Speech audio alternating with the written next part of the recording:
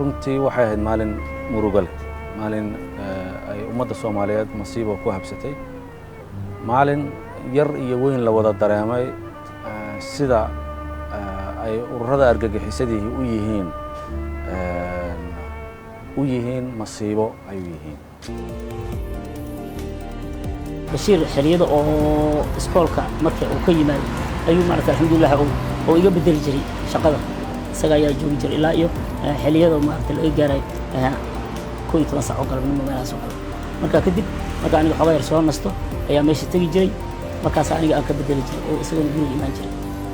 kaalinta sida gaarka ah inaga aan u lahayn oo aan qaadanay waxay ahayd samaynta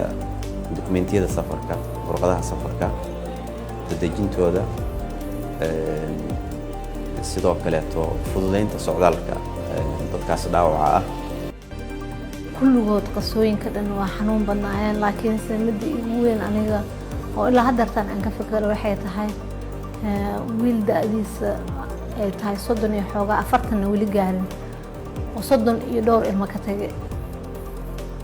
madiina markaa tagnay dadkii iskorigaha lagu keenay cijiyahooda iyo faraha bas ay ka muuqdaan aan filfiirinay kor u qad qaadnay waxna waa ka aqoon weynay.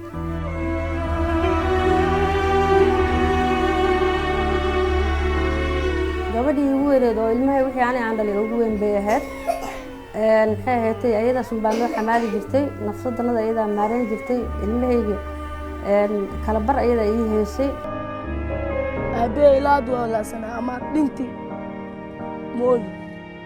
ana niide wax u qaadsana intii dhinti aniide jirta ma ka soo wareeg raasay imaaw